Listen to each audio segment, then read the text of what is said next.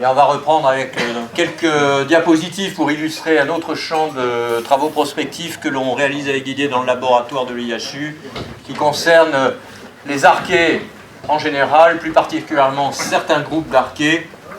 Avec cette première photographie, vous avez tous l'impression d'avoir vu déjà cette photographie des dizaines de fois. En réalité, personne ne l'a vue, sauf Didier et moi, parce que c'est une photographie de fluorescence in situ qui montre pour la première fois la présence d'une nanoarchée chez l'homme. Il n'y a que 4 nanoarchées qui sont formellement connues actuellement dans le monde, qui sont toutes des nanoarchées de l'environnement, et donc c'est une première que personne n'a pu voir auparavant d'une nanoarchée chez l'homme. Et pour les personnes qui sont habituées à regarder des images de fiches, eh bien on voit immédiatement que cette nanoarchée, on ne peut pas pointer, ça ne fonctionne pas, mais enfin qui en gros est en jaune, est plaquée sur un deuxième micro-organisme, est toujours fixée sur un deuxième micro-organisme. Je vais y revenir, et donc il s'agit d'images, vous voyez, que l'on a obtenues à partir d'échantillons de plaques dentaires qui sont bien des déchets de soins et non pas des choses qui doivent être soumises à des autorisations complexes. La même image vue avec le microscope Hitachi, que Didier a rapporté évidemment du Japon, et donc on voit à nouveau ces petits objets qui sont fixés sur de plus grands objets, et le protocole de déglycosylation, l'utilisation d'enzymes qui clivent les sucres complexes, donc qui ont tendance à détruire les biofilms, nous a permis de contraster encore mieux la présence de ces nanoarchées. On est donc dans des objets, vous voyez, qui mesurent quelques centaines de nanomètres et qui sont donc attachés à des objets plus gros. Et cet objet plus gros, eh bien, il s'agit d'une archée méthanogène, et comme me faisait remarquer Forter avant-hier, eh bien, c'est pour la première fois que l'on caractérise une nanoarchée associée à une archée méthanogène. Les autres nanoarchées décrites dans l'environnement sont associées à d'autres types d'archées. Donc on a une double première, en quelque sorte, première nanoarchée chez l'homme et première nanoarchée attachée à un méthanogène. On a bien sûr caractérisé, après quelques efforts, le génome, qui est donc disponible bien entendu pour ceux d'entre vous qui sauront probablement mieux le décrypter ou le lire d'une façon différente de la lecture qu'on a pu en avoir jusqu'à présent. Et donc ces éléments nous ont bien confirmé que nous avions affaire à un nouvel micro-organisme qui n'avait pas été décrit dans la littérature jusqu'à présent, que l'on a donc baptisé puisque nous l'avons isolé, ou plus exactement co-isolé. Et donc tant qu'on en était au génome, il s'agissait d'un Candidatus nasopusillus massiliense. Donc le génome nous a permis évidemment de commencer à décrypter quelques voies métaboliques pour essayer d'avancer dans la compréhension de cette symbiose que j'ai évoquée. Et cette symbiose, pour cet échantillon particulier, se fait avec un méthanogène qui s'appelle Methanobrevibacter oralis, un méthanogène qui est décrit depuis 20 ans comme étant un des habitants de la cavité buccale, et donc en l'occurrence de la plaque dentaire. Et puis bien entendu, à partir des données de génome notamment, on a pu reconstruire des systèmes PCR relativement spécifiques. Et donc vous voyez actuellement, si l'on a testé une centaine d'échantillons de plaques buccales, eh bien 5 de ces échantillons nous ont donné des signaux spécifiques de présence de cette nanoarchée, et vous voyez, toujours associée à un méthanogène, essentiellement Methanobrevibacter oralis, mais un autre méthanogène que nous avions décrit il y a maintenant 7-8 ans dans le laboratoire, qui s'appelle Methanobrevibacter massiliensis. Donc on ouvre un nouveau monde, là le monde des nanoarchées chez l'homme, des nanoarchées qui pour l'instant sont associées à des méthanogènes bien connus ou méthanogènes de découverte plus récente. Et donc nous avons fini par isoler par co-culture avec le Methanobrevibacter oralis cette nanoarchée. Donc cette nanoarchée est disponible maintenant dans la collection Césure. Pierre-Édouard Fournier lui a contribué à lui donner son nom, son numéro. Et donc c'est un organisme vivant qui est à disposition. Le génome est à disposition. Et donc le papier est soumis, et donc on a... Vous retrouvez également dans les iléons, les selles. Alors on le retrouve pour l'instant dans les selles, et on est en train de le retrouver dans l'urine, et nous ne l'avons pas retrouvé pour l'instant dans le lait, mais quelques échantillons, et pour l'instant nous ne l'avons pas retrouvé dans le sang. parce que je vais vous montrer que par contre on a trouvé des méthanogènes dans le sang. Donc voilà, on en est là.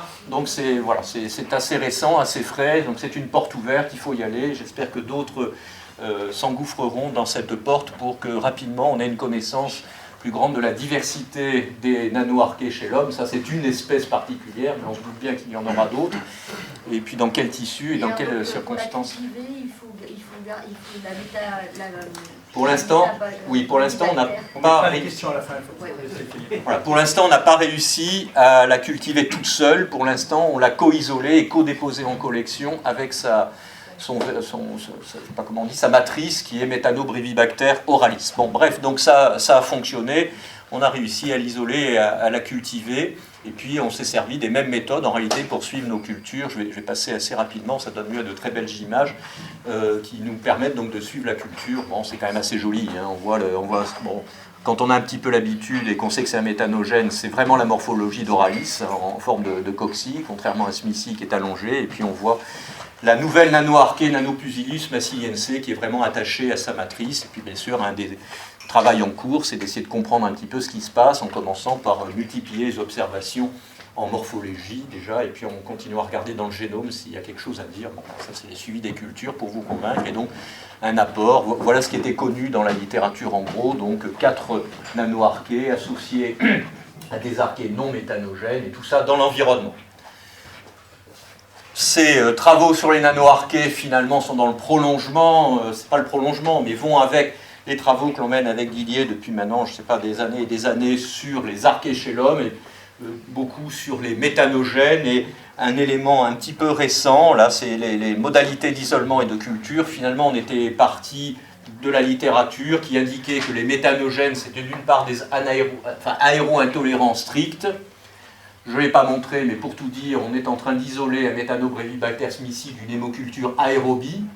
Donc, pour moi, c'est pas si évident que ça, qui sont strictement aéro-intolérants. Il y a peut-être quelque chose à travailler dans ce domaine. Et puis la deuxième chose de laquelle on était parti, c'est que les méthanogènes, fabricants du méthane, ont besoin d'hydrogène, et donc il faut absolument une source d'hydrogène. Et puis avec Didier, on a inventé différentes façons d'apporter de l'hydrogène biotique ou abiotique dans nos cultures. Et pour aller vite, eh bien, ce que l'on a fait au cours des derniers mois avec un jeune qui travaille avec nous, qui est Riles Green, eh bien, on est en train de mettre en place des milieux de culture qui font en sorte qu'on n'a pas besoin d'hydrogène exogène, biotique ou abiotique, pour isoler et cultiver les méthanogènes, parce qu'en réalité, en regardant un peu dans le génome et les voies métaboliques, eh bien, il n'y a pas que l'hydrogène qui permet d'entrer dans la méthanogenèse, il y a également l'acétate, le formate, et donc on est en train de peaufiner un milieu qui nous donne des capacités augmentées, nouvelles, d'isolement et de culture des archées méthanogènes à partir des prélèvements cliniques.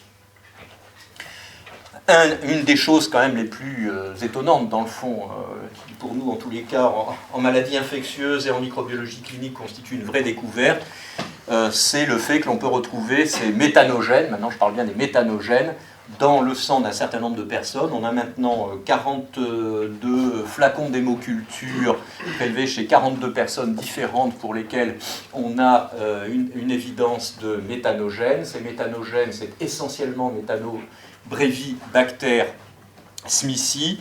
Et là aussi, comme je le disais, eh bien, il était évident, hein, à peu près évident, de co-isoler. Donc ce méthanogène est toujours co-isolé avec une bactérie. Pour l'instant, on n'a jamais détecté Methanobrevibacter tout seul, il est toujours co-isolé, co-détecté avec une bactérie.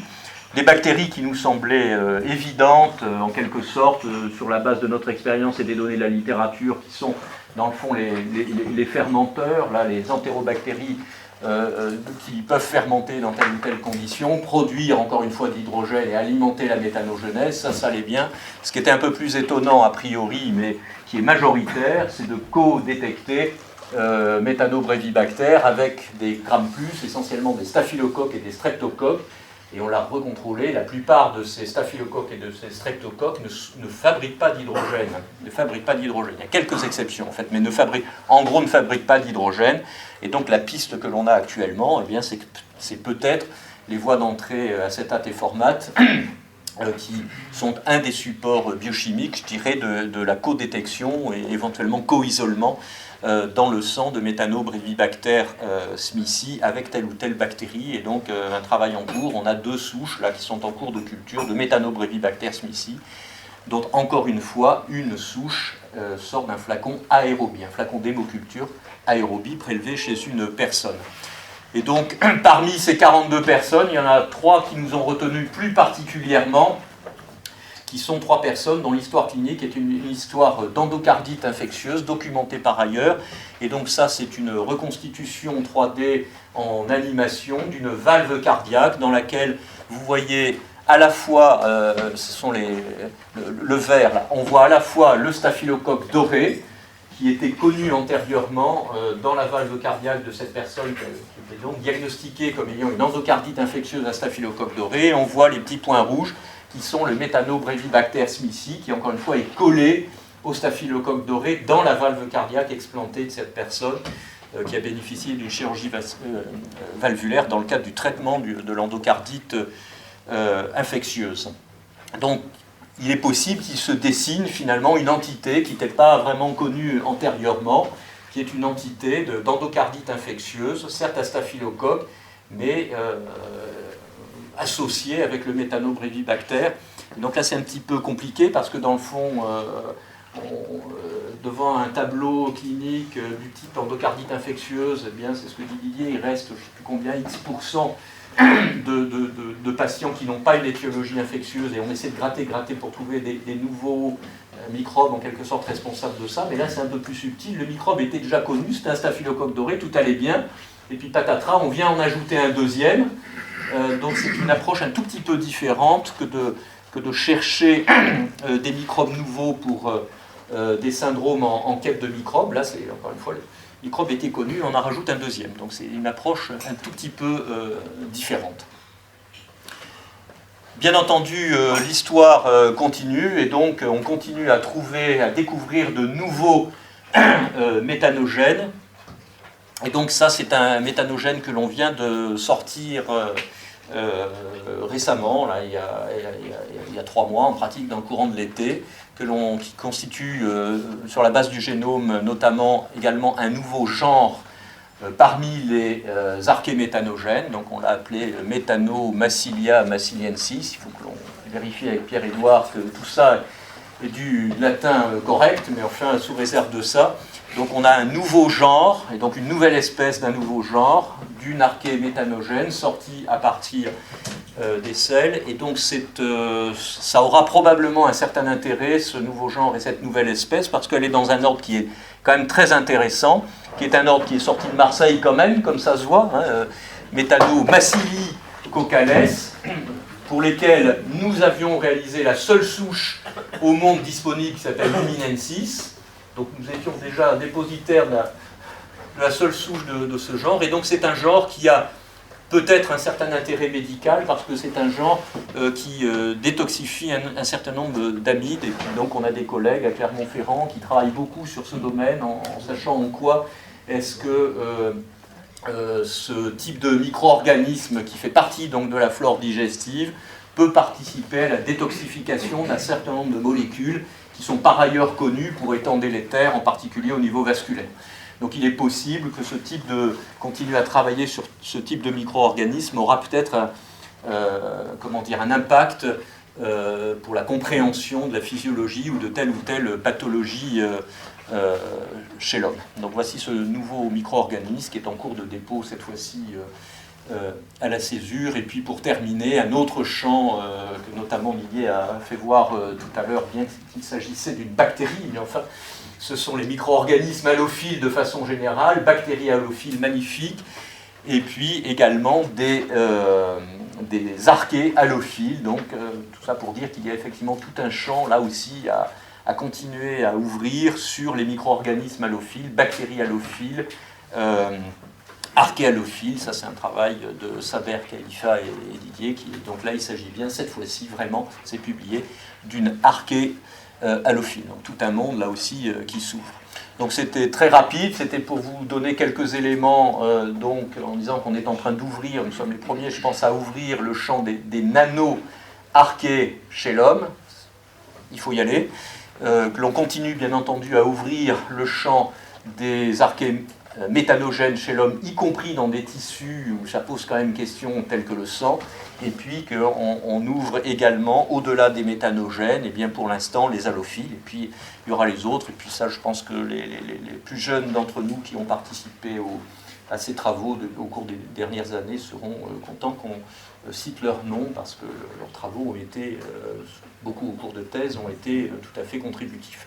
Donc voilà ce que l'on fait dans ce domaine, un petit peu rapidement, et vous voyez à la fois la mise au point d'outils techniques essentiellement d'isolement et de culture, et puis leur application à la description de ces micro-organismes, à la fois dans les microbiotes, mais peut-être aussi dans des tissus pathologiques, dans telle ou telle circonstance. Merci.